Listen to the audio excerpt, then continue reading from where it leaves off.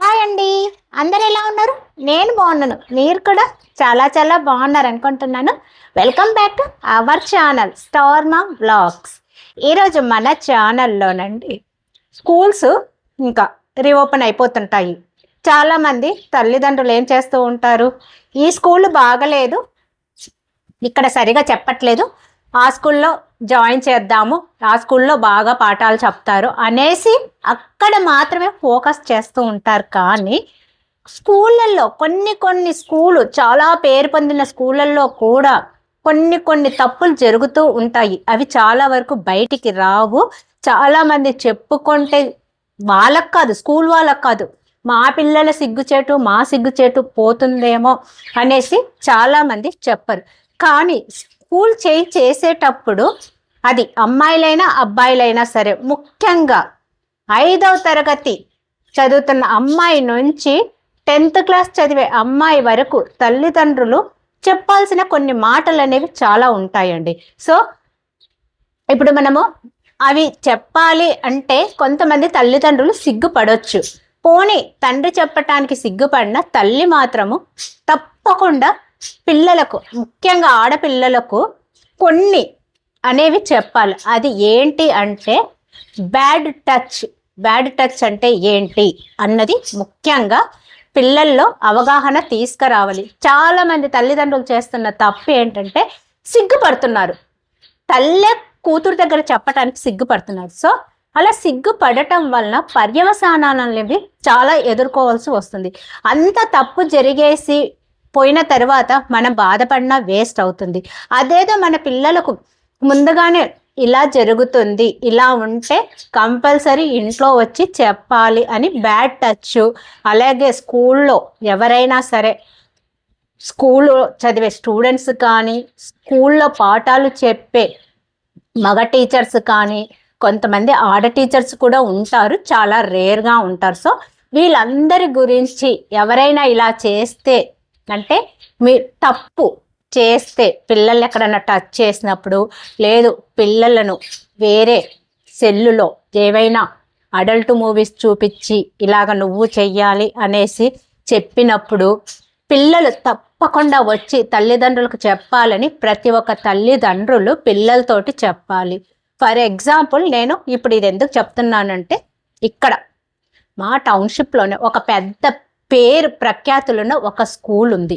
ఆ స్కూల్లో last year కాక అటు లాస్ట్ ఇయర్ అంటే 2023లో మా పక్కన పనిచేసే పనావిడకు 2 మనవరాళ్ళు ఉన్నారు, ఒక మనవడు ఉన్నాడు. సో ఆ స్కూల్లో బాగా ఉన్న స్కూల్ నుంచి తీసుకెళ్ళి, అది ఇంకా పేరు ప్రఖ్యాతులు ఉంది కదా అని ఆ స్కూల్లో వేశారు.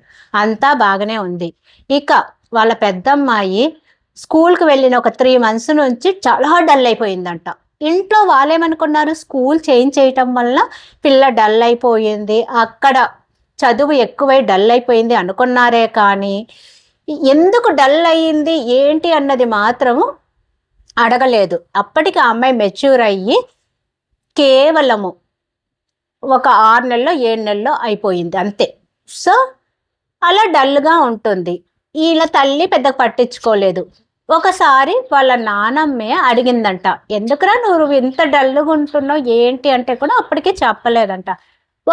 ఇంకొక 2 నెలలు పోయిన తర్వాత వాళ్ళ ఆ అమ్మాయి క్లాస్మేట్ ఇంటికి వచ్చిందంట. ఇంటికి వస్తే అప్పుడు వాళ్ళ నానమ్మ అడిగారంట, ఎందుకే మా అమ్మాయి మీ మధ్య, మా మనవరాలు ఎప్పుడు డల్గా ఉంటుంది, ఏమైంది స్కూల్లో ఏంటంటే, అప్పుడు అసలు విషయము బయటకు వచ్చింది. ఏంటి అంటే, ఆ స్కూల్లో ఒక మాస్టర్, అంటే చెప్పకూడదండి, పేరు చెప్పకూడదు, ఏ సబ్జెక్ట్ చెప్తారన్నది కూడా చెప్పకూడదు, ఎందుకంటే ఆ స్కూల్ చాలా పేరు ప్రఖ్యాతులు ఉన్న స్కూలు. సో అప్పుడు ఇలాగా ఏవో ఒక 4-5 అమ్మాయిలకు సెలెక్ట్ చేసి అతను ఈ అడల్ట్వి చూపిస్తూ ఉన్నాడంట ఫోన్లో. సో ఆ అమ్మాయికి అప్పుడే మెచ్యూర్ అయ్యింది. ఒక 6 నెలల క్రిందట స్కూల్ చేంజ్, ఒకటి కొత్త మాస్టరు, అలాగ చెయ్యకపోతే మార్కులు తక్కువ వేస్తున్నాడంట. చూసారా ఎంత శాడిజమో, గురువులే అంత శాడిజంగా అంత వరిస్ట్గా బిహేవ్ చేస్తే ఇక పిల్లలు ఎవరికి చెప్పుకుంటారు. సో అది అలాగా జరుగుతూ ఉందంట. అందుకే ఈ అమ్మాయి డల్ అయింది. ఆ తర్వాత ఈ అమ్మాయిని అడిగారు ఇంట్లో, వాళ్ళ ఫాదరు, వాళ్ళ నానమ్మ, మదరు. అవును అని చెప్పింది. నేను ఇంకా స్కూల్కి వెళ్ళనే, అప్పటి వరకు డల్గా ఉన్న అమ్మాయి ఇంకా అప్పటి నుంచి తెలిసాక నేను స్కూల్కి వెళ్ళాను అని మొదలు పెట్టిందంట. ఇలా కాదులే అనేసి నాకు ఎలా తెలిసిందంటే, ఆవిడ నాకు బాగా మాట్లాడుతూ ఉంటారు నాతోటి, అమ్మగారు అని ఇంట్లో కష్ట సుఖాలు అన్నీ చెప్పుకుంటూ ఉంటారు. అప్పుడు నా దగ్గర చెప్తే నేను ఒకటే మాట చెప్పానండి, మీరు ఇలాగ మొహమాట పడుతూ ఉంటే అవ్వదు, వెళ్ళి డైరెక్ట్గా ప్రిన్సిపల్కి చెప్పండి. ప్రిన్సిపల్కి చెప్తే మెయిన్ ఆ పిల్లలు అక్కడ చదవాలి అంటే అతను నా స్కూల్ నుంచి అయినా పంపించాలి, లేదు అంటే స్కూల్ చేంజ్ చేస్తామని చెప్పేసి ఏంటంటే వెళ్ళారు అనేసి అంటే ఒక 5-6 మందికి ఎవరెవరికైతే ఇలాంటి ప్రాబ్లం ఫేస్ చేశారో వాళ్ళందరూ కలిసి ఎవరో స్కూల్ దగ్గరికి వెళ్ళేసి ఇక గొడవ పెట్టేసుకున్నారంట. గొడవ పెడితే లేదు నేను అన్నీ కనుక్కొని నేను అన్నీ కనుక్కొని మీతోటి నేను డిస్కస్ చేస్తాను, ఒక వారం తర్వాత రండి అంటే వారం తర్వాత వెళ్తే లేదు. ఇక ఆ ప్రిన్సిపల్ ఏం చేశారు, అతన్ని పంపించడానికి ఒప్పుకోలేదు. ఎందుకంటే ఒక ఫేమస్ సబ్జెక్ట్ చెప్తున్నారు కాబట్టి అలాంటి వ్యక్తి వెళ్తే మళ్ళీ అలాంటి వాళ్ళని ఈ స్కూల్కు తీసుకురావటం కష్టం కాబట్టి ప్రిన్సిపల్ వీళ్ళనే కన్విన్స్ చేయడానికి ట్రై చేశారు. ఏమని, అతను ఇక ఆ తప్పులు చెయ్యరు, మీరేమి ఇది అవ్వకండి అనేసి. కానీ వీలైతే అతన్ని మీరు పంపిస్తే మా పిల్లలు స్కూల్లో కంటిన్యూ చేస్తారు, లేదంటే చెయ్యరని కరాఖండిగా చెప్పి నెక్స్ట్ వేరే స్కూల్కు మార్చేశారంటే ఆ ఇయర్ ఎడ్యుకేషన్ అయిపోయేంత వరకు ఆ ఇయర్ అంతా ఉంచేసి 2024లో వేరే స్కూల్లో జాయిన్ చేశారు. ఇప్పుడు ఆ పిల్లలు చక్కగా స్కూల్కు వెళ్తూ ఉన్నారు.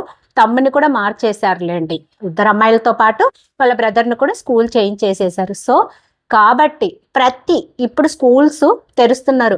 మనం ఏమనుకుంటాము, ఇది ఒక మంచి స్కూలు, ఇక్కడ సబ్జెక్టు బాగా చెప్తారనే ఆలోచిస్తాం. కానీ సబ్జెక్టుతో పాటు అక్కడ మోరల్ ఉందా లేదా, ఎంతమంది మంచి వాళ్ళు ఉన్నారు, ఏదైనా తప్పు జరిగితే మన పిల్లలకి ఎంతవరకు సపోర్ట్ ఇస్తారు, దానివల్ల మన పిల్లలు బాధపడకూడదు, వాళ్ళ ఫ్యూచర్లో ఇలాంటి ప్రాబ్లం ఫేస్ చేసి మెంటల్గా డిస్టర్బ్ అవ్వకూడదు అంటే తప్పకుండా ప్రతి ఒక్క మెయిన్గా తల్లి అనేది తప్పకుండా చెప్పాలి పిల్లలకు.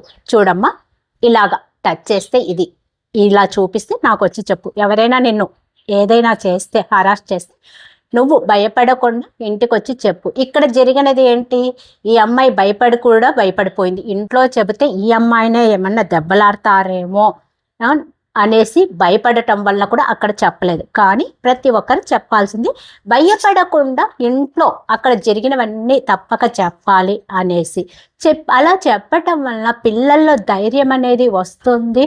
ఏ తప్పు జరిగినా ఇంటికి వచ్చి చెబుతారు, ఎదుర్కొనే శక్తి కూడా వస్తుంది. ఇలాగా వాళ్ళకు మనం ప్రోత్సహించటం వలన, ధైర్యాన్ని ప్రోత్సహించటం వలన రేపొద్దున వాళ్ళు ఇంటర్ డిగ్రీకి వచ్చాక చాలా స్ట్రాంగ్గా తయారవుతారు, ఒంటరిగా ఎక్కడికైనా వెళ్ళగలరు, ఒంటరిగా పోరాడగలరు. సో ఇవన్నీ మనం తెలుసుకొని మన పిల్లలకు మనం సపోర్ట్ ఇస్తూ ఉంటేనే మన పిల్లల ఎదుగుదల బాగుంటుంది, వాళ్ళు మెంటల్గా ఫిజికల్గా చాలా హెల్దీగా పెరుగుతారు. ఓకేనండి, సింపుల్గా చెప్పాను, డీప్గా వెళ్ళకుండా. ఇది అందరికీ అర్థమైంది అనుకుంటున్నాను. సో స్కూల్ చేంజ్ చేసేటప్పుడు అంతకుముందు ఆ స్కూల్లో చదివిన పిల్లలు కొంతమందిని ఎంక్వైరీ కంపల్సరీ చెయ్యండి. ఆ స్కూల్ ఎలాంటిది, చదువుతో పాటు మోరల్స్, మిగతా యాక్టివిటీస్ ఎలా ఉన్నాయి అని కనుక్కొని మీరు ₹1 ఎక్కువైనా సరే స్కూల్ చేంజ్ చేసేటప్పుడు ఇవన్నీ నిర్ణయాలు తీసుకొని మీ పిల్లల భవిష్యత్తును దృష్టిలో పెట్టుకొని స్కూల్ అనేది చేంజ్ చేయండి. ఓకేనండి, ఇది నచ్చితే ఒక లైక్, వీలవుతే షేర్, సబ్స్క్రైబ్ చేసుకోవటం మాత్రం మర్చిపోకండి. నెక్స్ట్ వీడియోలో మళ్ళీ కలుస్తాను. అంతవరకు సెలవు. నేను మీ స్టార్ మామ్ను. బాయ్ అండి.